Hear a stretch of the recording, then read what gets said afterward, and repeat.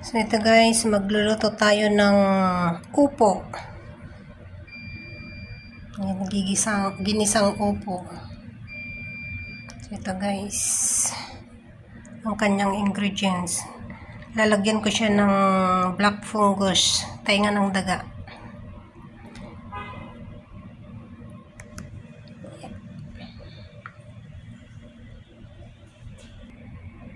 So ito na guys, na-slice na yung upo. Ayan.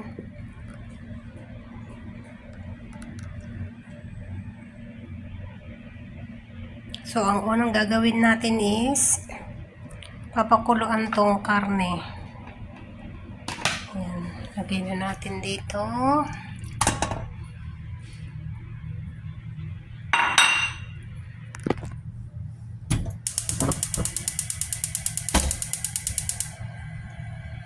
Lagyan natin siya ng tubig. So yan guys, lagyan natin ng tubig para maluto.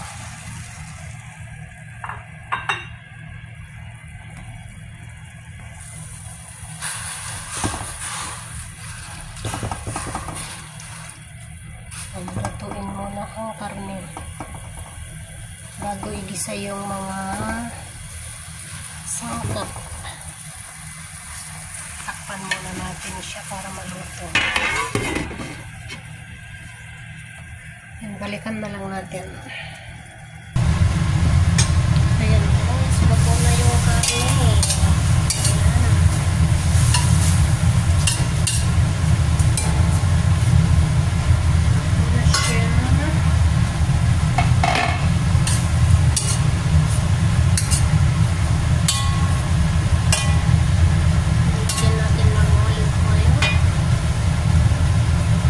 Isa yung bawang at saka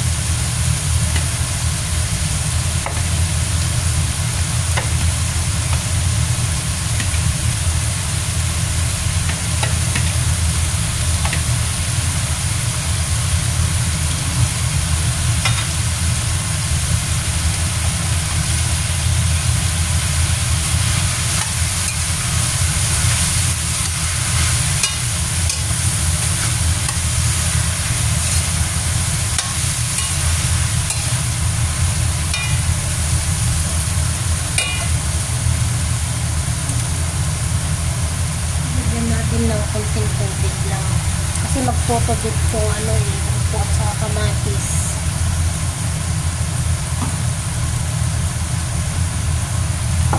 Lagyan na natin ng patis.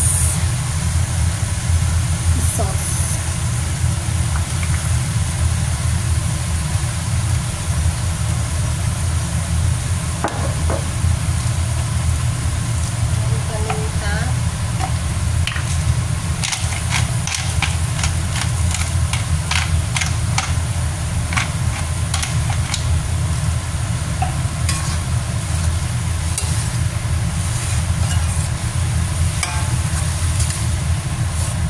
Ilagay na rin yung tengang daga.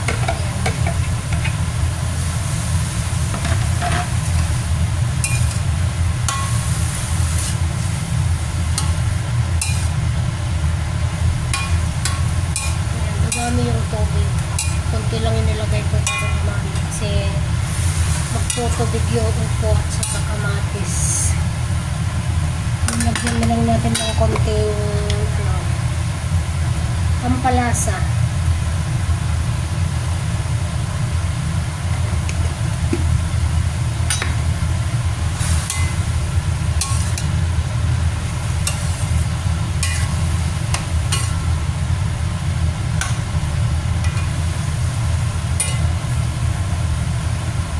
Ayan, takpan na muna. Balikan na lang mamaya pag naluto na. Ayan.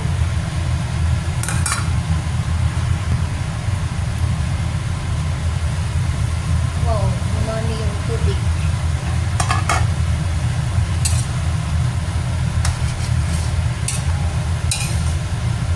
Dami na yung tubig ko.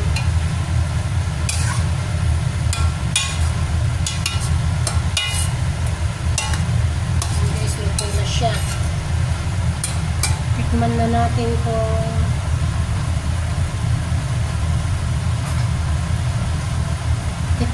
kung kasado yung lasa.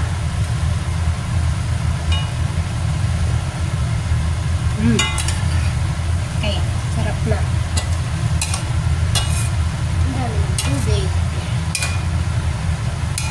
And guys, luto na. Ganito lang kabilis guys magluto ng ginisang upo.